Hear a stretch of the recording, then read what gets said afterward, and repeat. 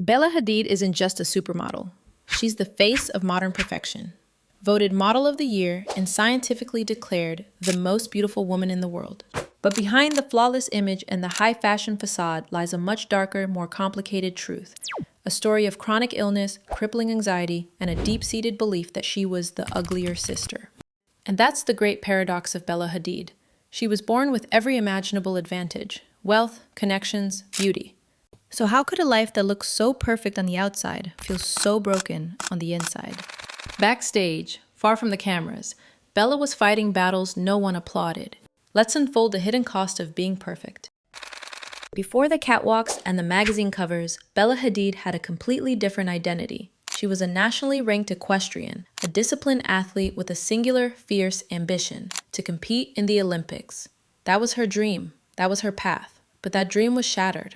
At just 16, she was diagnosed with chronic Lyme disease. The constant pain and fatigue made the grueling life of a professional athlete impossible. And in that lost dream, her mother stepped in. Yolanda Hadid saw an opportunity. The same woman who had once been a successful model herself now had a new project: her daughters. With her own dream in ruins and her mother's ambition taking over, Bella was pushed onto a path she never chose at first. Yolanda Hadid was the machine who had created her. It all played out on television, on The Real Housewives of Beverly Hills. The world got a front row seat to Yolanda's ruthless style of motherhood. You don't have to go to school, but I don't think Daddy will agree with that. Yeah. I thought that my daughter was lesbian. Yeah, and then you gotta get back on your diet, though. Gigi was the golden child, the blonde, blue-eyed, all-American girl, a perfect reflection of Yolanda. Bella, the brunette who looked more like her Palestinian father, was cast in a different role. In her own heartbreaking words, "I was the uglier sister. I was the brunette." To fix the problem of the uglier sister, a drastic solution was found. At just 14 years old, with her mother's permission, Bella Hadid got a nose job. It was a decision she now deeply regrets, a physical erasure of her heritage to fit into her mother's vision. She wasn't being raised, she was being produced. On camera, she looked like the perfect doll. Off camera, her body and mind told another story. Backstage, the real price of perfection came to light. While the world saw a rising star, Bella was privately navigating a living nightmare. Her Lyme disease isn't a simple flu. It is a debilitating chronic condition with over 30 symptoms: extreme fatigue, debilitating brain fog, joint pain, anxiety, and constant malaise. This created the first great paradox of her life: invisible suffering.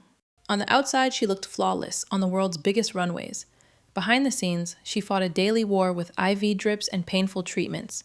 She was living two completely separate lives. As her career exploded, this fracture deepened. Bella began to speak of living as two Bellas.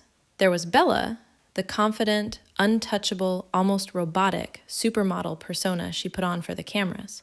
And then there was Isabella, the girl who was falling apart when the cameras were off. She confessed to 3 years of crying alone every morning, carrying that pain through her workdays and into lonely hotel rooms, only to start it all over again the next day. To cope with this pressure, she developed an eating disorder.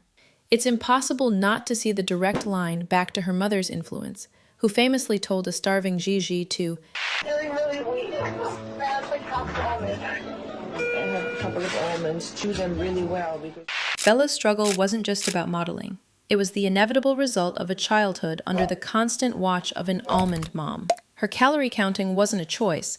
It was a learned attempt to control the only thing she could, while everything else fell out of her hands. Instead of hiding her struggles, Bella shared them openly. On Instagram, she posted tearful selfies with the caption, "Social media is not real." The post hit differently because this wasn't just anyone. It was Bella Hadid, a global supermodel, declared the most beautiful woman in the world, suddenly showing cracks in the perfect image. For some, it looked like bravery. For others, a carefully timed statement. Either way, it shifted her narrative, turning her from an untouchable icon into someone who could appear vulnerable. And that's the paradox. One of the most privileged women in fashion, who spent years embodying impossible beauty standards, was now celebrated for her realness. So, after more than a decade of pain, anxiety, and impossible standards, what's next for Bella Hadid? Her relationship with professional cowboy Adon Banuelos signaled a retreat from the chaos of Hollywood.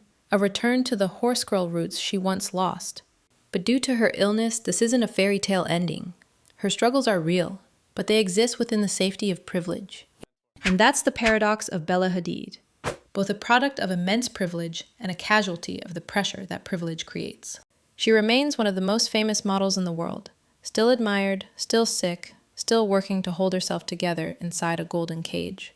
Her own words capture it best. Fashion can make you or break you, and if it makes you, you have to work every day to not be broken. Perhaps the hidden cost of being Bella Hadid isn't a price paid once, but a lifelong debt. So what do you think? Is it truly possible for Bella to find peace while still being part of the machine? Let us know your thoughts in the comments below, and subscribe for more stories that unfold the truth behind the fame.